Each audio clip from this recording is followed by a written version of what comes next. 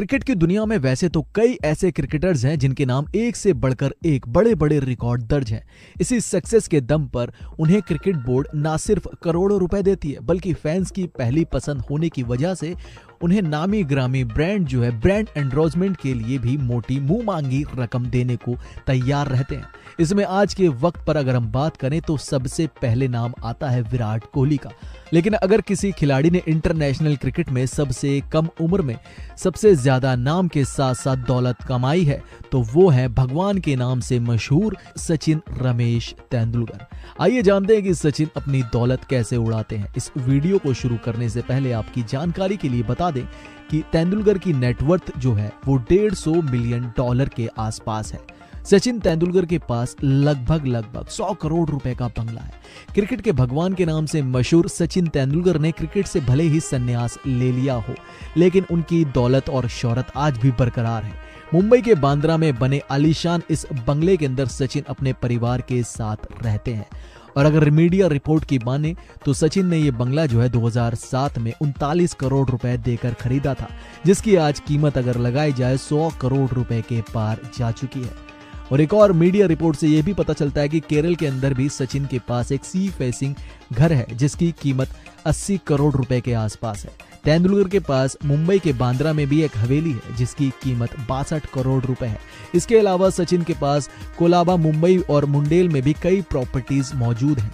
अगर बात करें, सचिन को लग्जरी गाड़ियों का भी बहुत ज्यादा शौक है। तेंदुलकर के पास सबसे महंगी और लग्जरी कार का ऐसा कलेक्शन है जिसे देखकर आप लोग हैरान हो जाओगे। सचिन के गाड़ियों के कलेक्शन की अगर हम बात करें तो वो लगभग 2 करोड़ रुपए की फरारी, BMW, ऑडी जैसी गाड़ियां इनके पास है, जिन पर सचिन दिल खोलकर पैसा खर्च करते हैं। महंगी घड़ियों का कलेक्शन भी सचिन के पास है। सचिन को आपने कई बार महंगी घड़ियां पहने हुए देखा होगा। उनके पास फ्रैंक म्यूलर, पेनेराई, रोलेक्स जैसी नामी ब्रांड की घड़ियां हैं। मास्टर ब्लास्टर के पास मौजूदा घड़ियों की कीमत अगर लगभग निकाली जाए तो 1.3 करोड़ रुपए आती है। इसके अलावा सचिन को घूमने फिरने का बहुत ज्यादा शौक है। वो अक्सर उत्तराखंड में मौजूद पहाड़ों की रानी मसूरी के साथ साथ विदेश में घूमते हुए नजर आते हैं। अब आपके दिमाग में ये जरूर आ रहा होगा कि सचिन पानी की तरह पैसा उड़ाते हैं, तो रिटायरमेंट के बाद ये पैसा कहां से आता है?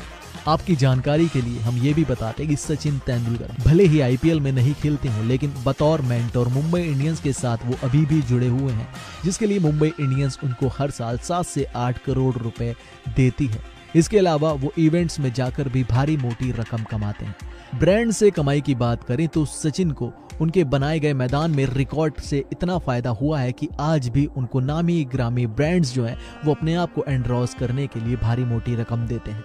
पेटीएम, लिव प्योर, लोमिनोस, बोट्स, Adidas, Britannia, Sunfeast, DBS bank, Gillette, BMW जैसे ब्रांड वो आज भी एंडोर्स करते हैं और इनके लिए सचिन 4 से 5 करोड़ रुपए फीस लेते हैं।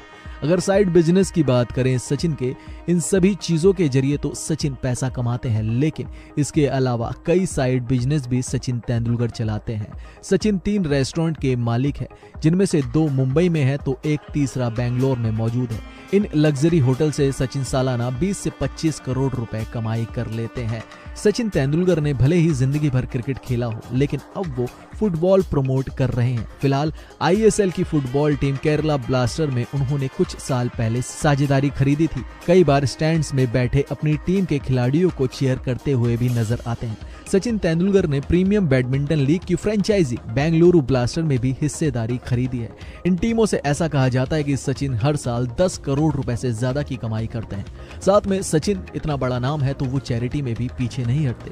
अगर हम बात करें चैरिटी की तो सचिन तेंदुलकर अपनी कमाई का एक बड़ा हिस्सा जो है चैरिटी में भी देते हैं। अगर हम बात करें, सचिन तेंदुलकर मुंबई के एक अपलायन नाम के NGO में मौजूद 200 बच्चों की पढ़ाई का खर्च उठाते हैं।